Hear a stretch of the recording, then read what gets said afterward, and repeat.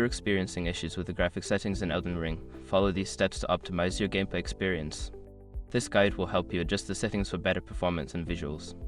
Step 1. Access the graphic settings. Launch Elden Ring and navigate to the main menu.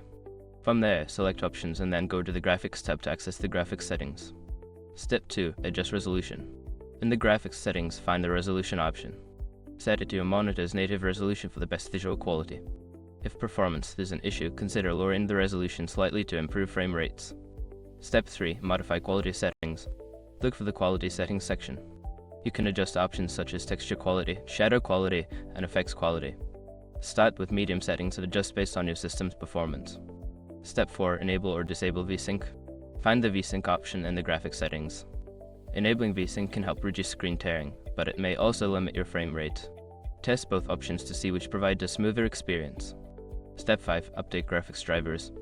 Ensure your graphics drivers are up to date. Visit the website of your GPU manufacturer, NVIDIA, AMD, or Intel to download the latest drivers. Updated drivers can significantly improve performance and fix graphical issues.